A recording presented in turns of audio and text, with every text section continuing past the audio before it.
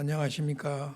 건강관리 잘 하시기 바랍니다. 건강도 중요하지만 무엇보다도 마음관리 잘 하시기를 바랍니다. 우리는 지금 성경 핵심 교리 강해를 하고 있습니다. 85번째 시간인데요. 지금 종말론을 공부하고 있죠. 지난 시간까지는 개인 종말에 대해서 말씀을 나누었습니다.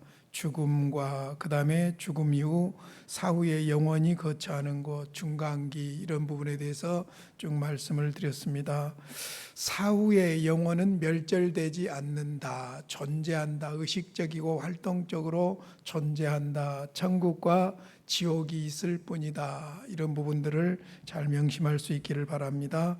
오늘은 이제 우주 종말, 일반 종말이라고도 하고 우주 종말론인데, 우주 종말론의 핵심이 바로 예수님의 재림입니다. 하나님의 구원 역사를 완성하는 아주 중요한 사건이 재림의 사건이죠.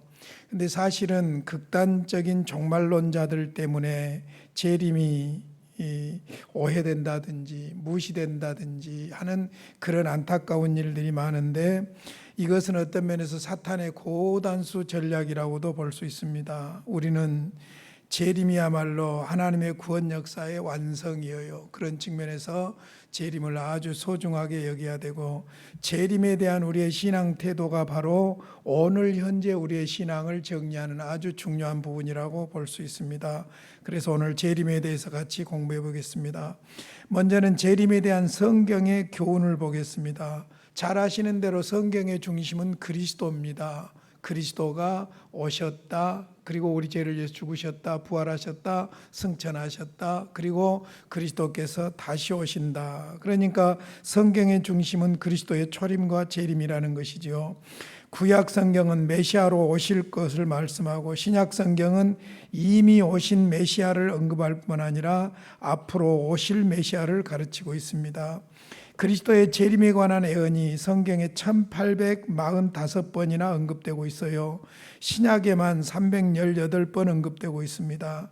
구약 성경은 그리스도의 초림과 재림을 전제한 하나님 나라를 예언하고 있고요. 특별히 선지서에서는 재림을 여호와의 날로 강조하고 있는 것을 볼 수 있습니다.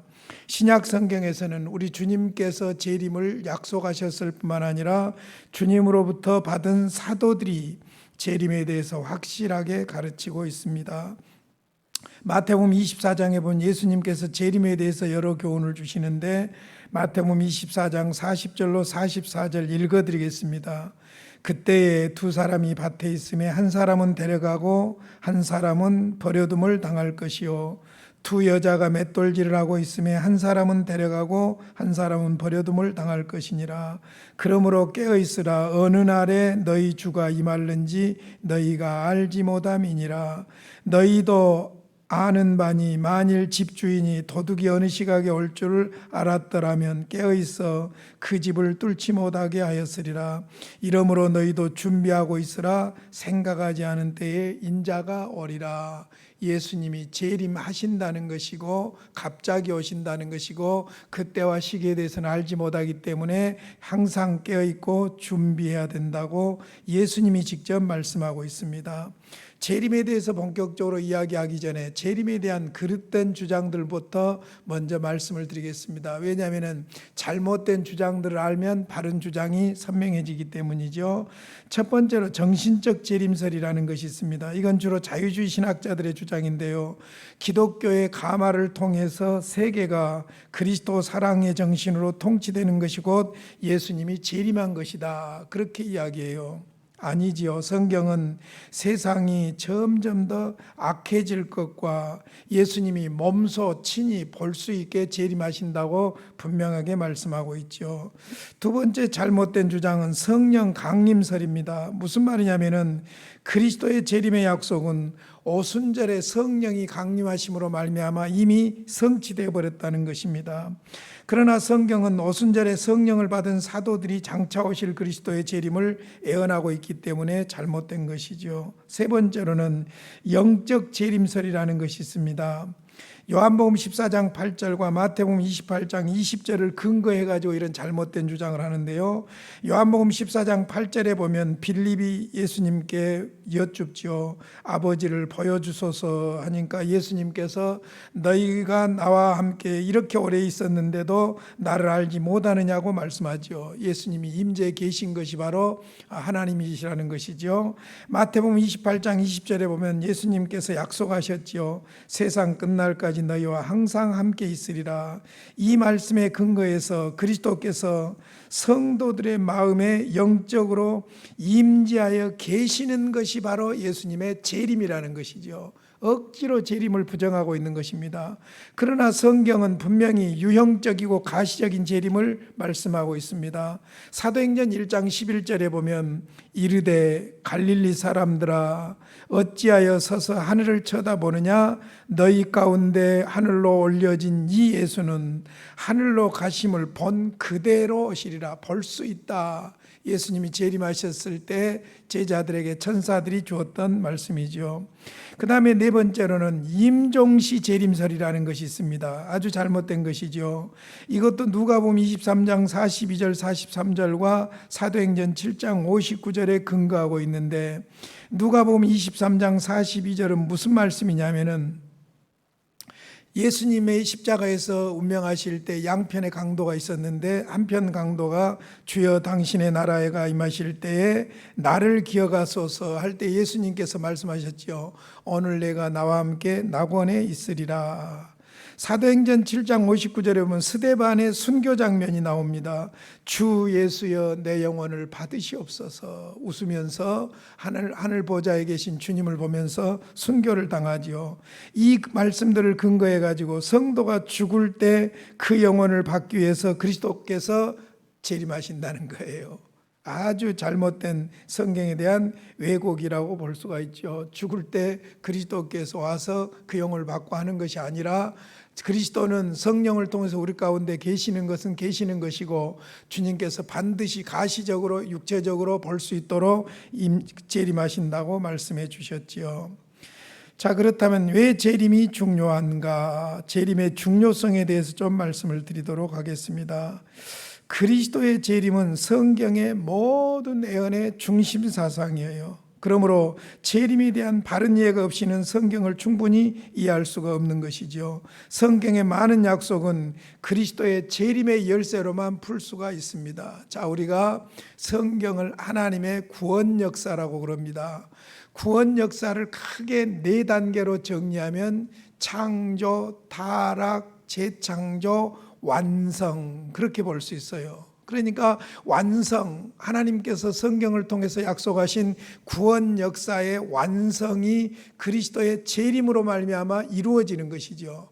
그리스도가 초림하셔서 하나님의 구원 약속을 성취하시고 이제 그리스도께서 성취하시고 승천하신 이후에 다시 재림하셔서 하나님의 구원 역사를 완전히 완성한다고 볼 수가 있죠. 그러므로 그리스도의 재림을 부정하는 것은 하나님께서 성경에서 주신 모든 하나님의 구원 약속을 부정하는 것이 돼버리는 것이지요. 그래서 사실 그리스도의 재림이 너무너무나도 중요한데 먼저 그리스도의 재림은 그렇기 때문에 성도들의 유일한 소망이에요. 성도들의 유일한 소망이에요. 아마 오늘이나 오 주여 언제 나오시렵니까?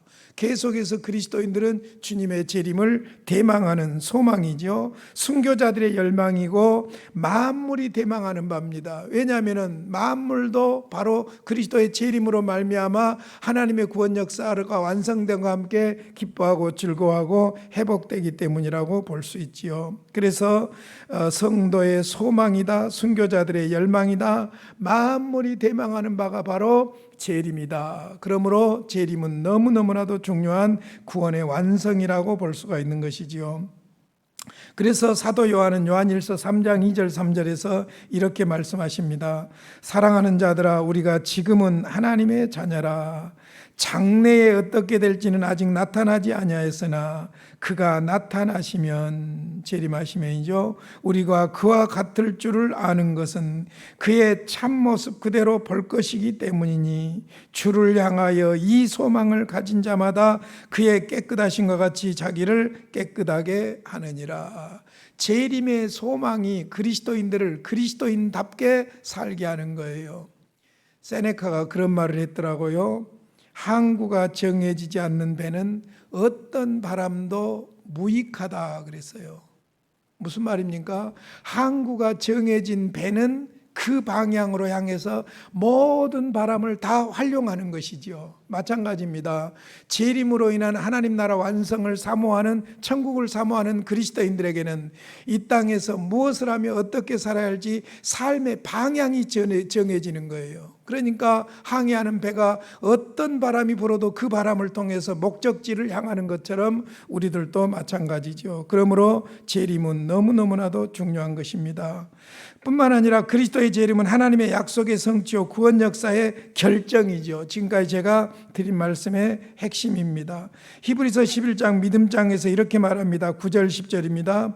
믿음으로 그가 이방의 땅에 있는 것 같이 약속의 땅에 거류하여 동일한 약속을 유업으로 함께 받은 이삭 및 야곱과 더불어 장막에 거하였으니 이는 그가 하나님이 계획하시고 지으실 터가 있는 성을 팔았습니다. 아브라함의 믿음에 대해서 이야기하는데 계획하시고 지으실 터가 있는 성을 팔았습니다. 하나님 나라를 말하죠. 그러니까 그리스도께서 재림하시고 완성될 하나님 나라, 이것이 바로 이 땅에서 우리 그리스도인들을 그리스도인답게 살게 하는 원천이고 능력이지요. 그러므로 그리스도의 재림은 너무너무나도 중요합니다.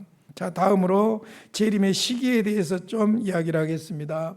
극단적인 종말론자들이 재림의 시기를 가지고 장난을 해요. 재림의 시기를 가지고 이단들만 그런 것이 아니라 데살로니가 전후서에 나타난 대로도 보면은 데살로니가 교회 성도들이 환난과 핍박 중에서도 아주 모범적인 신앙생활을 했어요.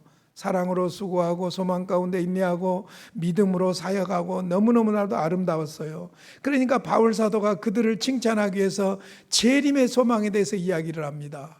그랬더니 이제 재림하신다는, 예수님 재림에 빠져가지고 극단적인 종말론에 빠져가지고 자기 일도 하지 않고 그냥 막 재림만, 급진적인 재림만을 고대하는 사람들이 생겨나게 된 거예요. 그래서 바울 사도가 데살로니가 후서에서 일하기 싫어하는 자는 먹게도 하지 말라, 이 말이 바로 그 배경을 가지고 있는 것입니다. 그러니까 오늘 밤에 아니면 당장 주님이 오시더라도 우리는 지금 해야 할 일들을 해야 되는데, 주님 재림하신다, 금방 재림하신다, 몇 년 몇 월 몇 일에 재림하신다 그래가지고 할 일을 내려놓고 흰옷 입고 산으로 올라가고 생쇼들을 하는 이런 일들이 우리나라에서도 몇 번이나 있었죠. 제7일 안식교 교주도 재림 날짜를 애언했다가 틀렸고, 이장님이라는 사람도 그랬고, 여러 가지 이단들이 극단적인 종말을 강조하기 위해서 재림의 날짜를 막 이야기하는데, 여러분에게 분명히 말씀드리는 것은 재림의 날짜를 이야기하면 일단 무조건 이단입니다. 왜 그러냐? 자, 보십시오. 그리스도의 재림의 때는 아무도 모른다고 성경이 분명하게 말하고 있기 때문이에요. 마태복음 24장 36절입니다. 여러분 암송하십시오.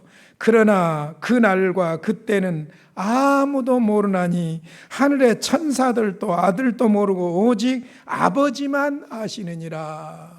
자, 그 날과 그때, 재림의 날과 때, 시기에 대해서는 아무도 모른다. I don't know, you don't know, everybody don't know.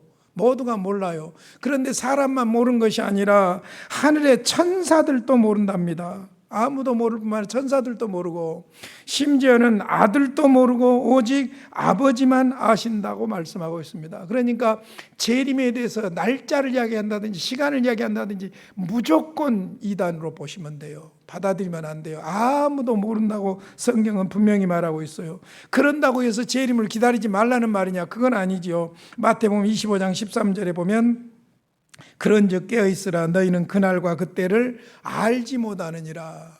여러분, 참 하나님은 기가 막힌 지혜로우신 하나님이신 것이 사실이에요. 내 죽을 날도 우리가 모르잖아요. 내 죽을 날을 내가 딱 정확하게 안다면 어떤 현상이 생길 것 같아요? 내 인생이 엉망진창이 될 가능성이 있어요. 그러죠. 아주 불량하고 사기스러운 삶을 살 그런 그 가능성이 많아요. 그런데 개인적으로도 죽을 날을 알 수 없다는 이게 여러분 우리 삶을 바르게 세워주는 거예요. 재림도 마찬가지죠. 자, 그 다음에 두 번째로 도적같이 오신답니다. 뭐 성경에 수없이 나오니까 도적같이 오시는데 마태복음 24장 43절 44절 볼게요. 너희도 아는 바니 만일 집주인이 도둑이 어느 시각에 올 줄을 알았더라면 깨어있어 그 집을 뚫지 못하게 하였으리라. 이러므로 너희도 준비하고 있으라. 생각하지 않은 때인 자가 오리라. 갑자기 온다는 말이죠. 갑자기 온다는 도적같이 온다는 말은 그 다음에 그러나 재림의 징조는 보여주십니다. 재림의 징조는 여러 가지 현상들로 나타나는데 그 다음에 나와 있는 재림 이전의 대사건들을 통해서 구체적으로 설명해 보겠습니다. 자, 재림을 우리가 파루시아라고 그러는데 파루시아 재림 사건 이전에 대사건들이 있습니다. 몇 가지 대사건들이 있는데 5가지 정도로 성경은 말하고 있어요. 먼저 이방인이 구원받지요. 두 번째 이스라엘이 회심하지요. 세 번째 대배교와 환란이 일어나지요. 네 번째 적그리스도들이 나타나지요. 다섯 번째로 표적과 기사가 나타나죠. 이런 대사건들이 나타난다는 것이죠. 첫 번째, 이방인들을 부르십니다. 마태복음 24장 14절 보겠습니다. 성경은 수없이 많아요. 대표적으로 제가 하나씩만 소개하겠습니다. 이 천국 복음이 모든 민족에게 증언되기 위하여 온 세상에 전파되리니 그제야 끝이 오리라. 여러분 잘 생각해 보세요. 초대교회 복음을 전할 때에는요, 하나님의 말씀도 인쇄되질 않았어요. 파피루스 혹은 양피지에 기록된 것을 어느 교회 공동체에게 보내가지고 집 공동체 앞에서 읽어드리고 듣고 그런 정도였어요. 나중에 이제 인쇄술이 발달되면서 성경 책이 나오게 되고 책이 나오면서 개인들이 나중에 소유하게 되죠. 지금은 뭐 성경 책이 중요한 것이 아니라 인터넷상으로 뿐만 아니라 전자를 통해서 손에 다 들고 다니잖아요. 다 들고 다니고 얼마든지 소유할 수가 있잖아요. 그러니까 복음 전파되는 속도가 이제 뭐 전자시대 AI 시대가 되면은 더 빨라지겠죠. 그래서 하나님께서 이방인들을 구원할 수가 있는데 로마서 11장에 있는 대로 그 수가 차게 될 때 종말이 온다는 거예요. 그러니까 이방인들을 구원하게 되고, 그래서 사도행전 이미 13장에서 안디옥 교회를 중심으로 해서 이방의 선교사를 파송하는 일부터 시작되고 그 이후에 지금까지 계속해서 이방인을 부르고 계시지요. 그 다음에 두 번째로는 전체 이스라엘이 회심하게 됩니다. 무슨 말이냐면 로마서 9장 10장 11장은 하나님의 택한 백성인 이스라엘이 그리스도 메시아를 거부하는 것과 그 거부하는 것을 통해서 이방인들에게로 복음이 넘어가요. 이방인들에게 복음이 넘어가니까 이방인들이 막 복음을 환영하고 받아들여요. 그러니까 나중에는 이스라엘, 하나님의 백성인 이스라엘이 시기를 냅니다. 시기를 내가지고 자기들이 복음을 받아들이게 된다는 것이죠. 그러니까 예수님 재림할 때가 오면은 이방인들의 구원할 총수가 다 차게 되고 이스라엘 백성들이 거기에 시기 질투하여 복음으로 돌아오게 된다는 거예요. 그러니까 이스라엘의 회심이 하나의 징조가 되는 것이죠. 그래서 2차 대전 후에 소련에서 살던 이스라엘 백성들이 이스라엘 막 돌아오고 이스라엘이 정치적으로 국가적으로 해방되고 하는 이 사건이 있을 때에 마치 이스라엘이 개종한다, 회심한다 해가지고 예수님이 재림한다 사상이 아주 극명하게 나타났던 것들을 볼 수가 있는 것이죠. 어찌됐든 이방인들을 부르시고 그 다음에 이방인들의 부르심을 통해서 유대인들이 이제 다시 회개하고 돌아오게 되는 그런 역사가 있을 것이라는 것이고, 그 다음에 세 번째로는 대배교와 환란이 있을 것이라는 겁니다. 대배교와 환란이 있다는 거예요. 마태복음 24장 21절로 25절 한번 읽어드릴게요. 이는 그때 큰 환란이 있겠습니다. 창세로부터 지금까지 이런 환란이 없었고 후에도 없으리라. 그 날들을 감하지 아니하면 모든 육체가 구원을 얻지 못할 것이나 그러나 택하신 자들을 위하여 그 날들을 감하시리라. 그때 사람이 너희에게 말하되 보라 그리스도가 여기 있다 혹은 저기 있다 하여도 믿지 말라. 거짓 그리스도들과 거짓 선지자들이나 큰 표적과 기사를 보여 할 수만 있으면 택하신 자들도 미혹하리라. 보라, 내가 너희에게 미리 말하였노라.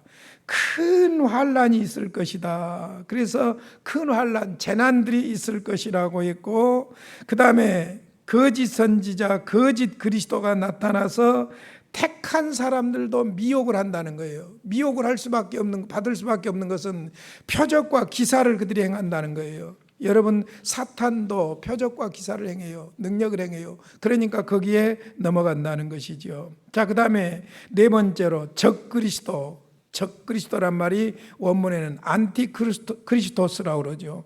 이 안티라는 말이 그리스도를 자칭하는 사람, 그 자리를 차지하고 자칭하는 사람, 아니면은 그리스도의 모습을 가장하고 그리스도를 대적하는 사람. 그래서 안티라고 그러죠. 안티. 대적이라는 말이죠. 안티그리스도라고 하는데, 마태복음 24장 24절, 거짓 그리스도들과 거짓 선지자들이 일어나 큰 표적과 기사를 보여 할 수만 있으면 택하신 자들도 미혹되리라. 말세가 되면 말씀으로 굳게 서야 돼요. 안 그러면 웬만하면 믿는 자들도 막 넘어지는 거예요. 그런 일들이 우리나라에서 최근에 많았잖아요.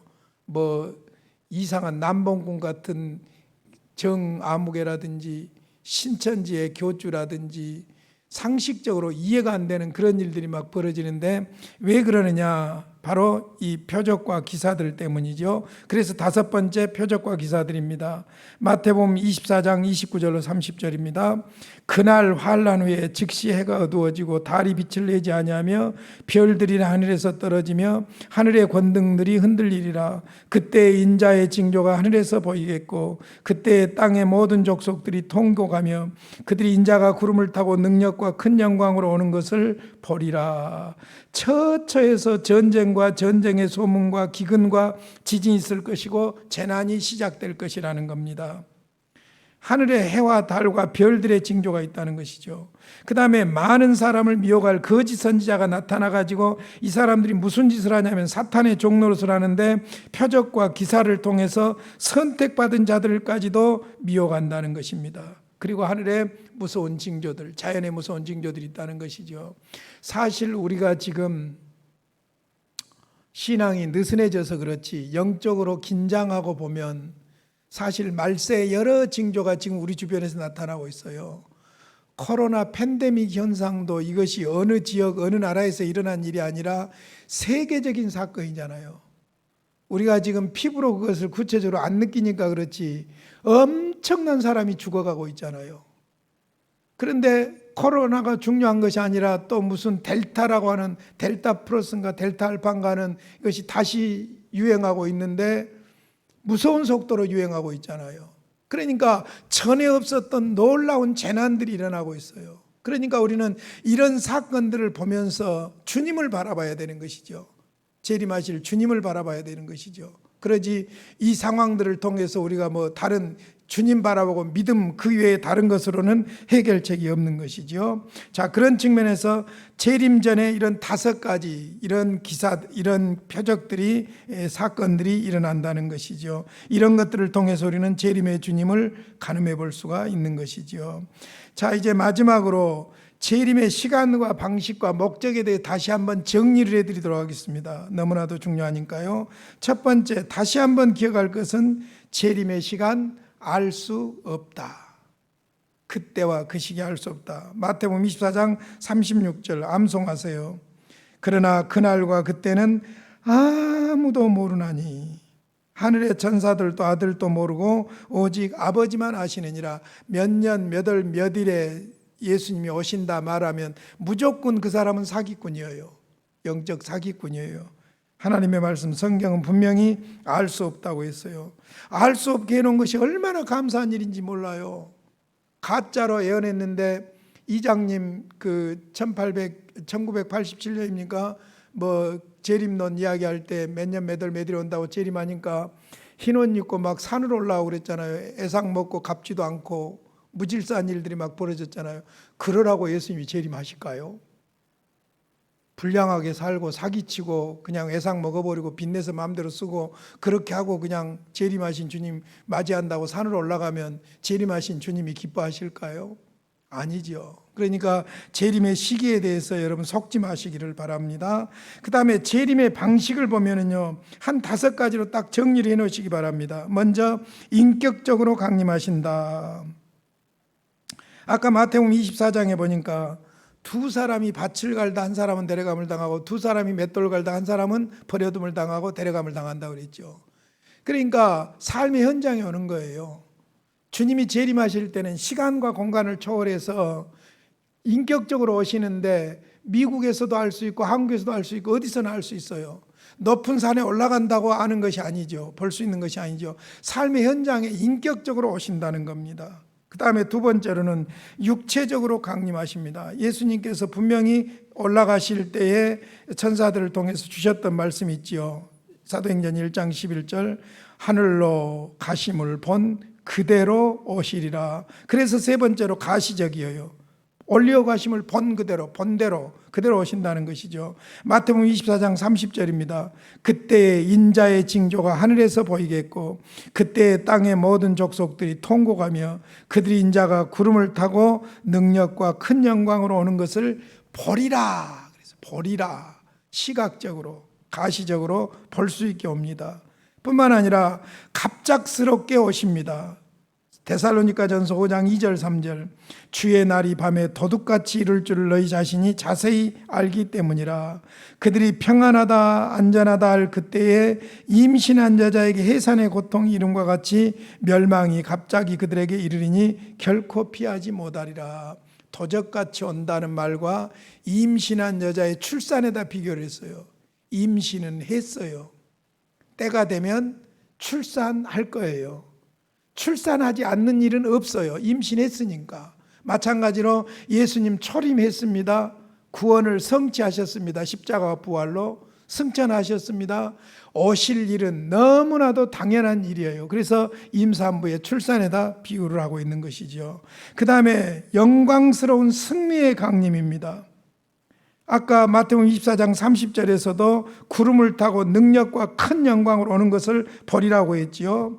데살로니가후서 1장 10절에 보면 그날에 그가 강림하사 그의 성도들에게서 영광을 받으시고 모든 믿는 자들에게서 놀랍게 여김을 얻으시리니 이는 우리의 증거가 너희에게 믿어졌음이라. 자, 여러분, 예수님이 초림하실 때는 비하의 신분으로 오셨어요. 그것도 마국간에 비천한 모습으로 오셨어요. 그런데 재림하실 때는 그렇지 않습니다. 천군 천사 동원하시고 재림 나팔과 함께 성경에 수없이 여러 가지로 영광스러운 모습들을 기록하고 있는 것을 볼 수 있지요. 그래서 영광스러운 승리의 재림이고 주님이 재림할 때 우리 모두가 다 육체도 부활하여 이제 하나님과 함께 영원히 살게 될 줄로 믿습니다. 마지막으로 다시 한번 재림의 목적에 대해서 강조를 하고 말씀을 마치겠습니다. 재림의 목적은 그겁니다. 역사의 완성이다. 하나님의 역사의 완성이다. 하나님의 역사는 구원 역사다. 그러므로 하나님의 구원 역사의 완성이다. 다시 말씀드리지만은 예수님이 초림하셔서 구약에서 약속하신 메시아로 오셔서 구약에서 약속하신 하나님의 구원 역사를 십자가에서 성취하셨습니다. 이루셨어요. 그리고 이제 주님께서 재림하심으로 말미암아 하나님의 영원한 구원 역사가 마지막 완성될 것입니다. 그러므로 재림은 너무너무나도 중요하다는 것이죠. 한번 보겠습니다.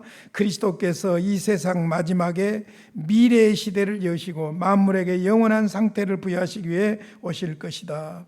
2개의 대사건, 곧 죽은 자의 부활과 마지막 심판을 시작하시고 완성하심으로써 그 일을 다 이루실 것이다. 주님이 재림하심으로 모든 사람이 부활하게 되죠. 육체가 부활하게 되죠. 그리고 심판이 있게 되고 그 이후에 영원한 하나님 나라와 천국과 지옥으로 나뉘어지게 되는 것이지요. 마태복음 13장 47절 50절 읽고 말씀을 마무리하렵니다. 또 천국은 마치 바다에 치고 각종 물고기를 모는 그물과 같으니 그물에 가득함에 흙가로 끌어내고 앉아서 좋은 것은 그릇에 담고 못된 것은 내버리느니라. 세상 끝에도 이러하리라. 천사들이 와서 의인 중에서 악인을 갈라내어 풀무불에 던져 넣으리니 거기서 울며 이를 갈리라. 아멘. 자, 말씀을 마치겠습니다. 무엇보다도 먼저 재림신앙의 중요성을 깊이 인식하셔야 돼요. 소위 우리가 종말론적인 신앙이라고 그러는데 재림대망신앙이 종말론적인 신앙이거든요. 사실 우리는 개인적으로 종말을 맞이하든지 주님이 재림하심으로 우주적인 종말을 맞이하든지 종말을 향해서 가고 있습니다. 그러니까 개인 종말이 됐든 우주 종말이 됐든 종말은 분명히 다가오지요.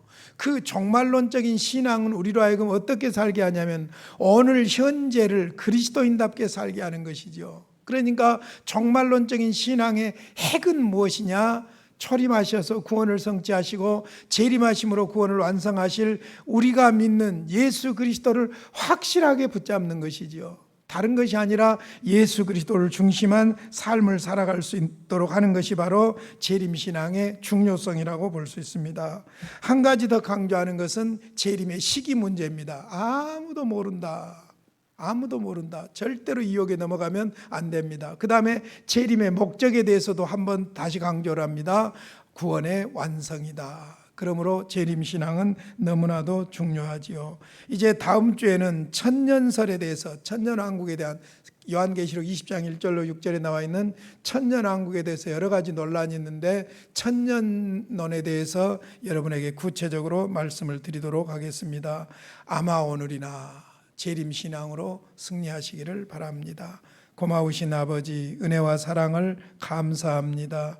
그리스도께서 십자가에서 죽으시고 부활하심으로 우리를 구원해 주시고 이제 재림하심으로 완성될 하나님 나라를 사모합니다. 아마 오늘이나 오실 주님 기대하며 소망 가운데서 주님 붙잡고 믿음으로 승리하게 하여 주시옵소서. 예수님의 이름으로 기도하옵나이다. 아멘.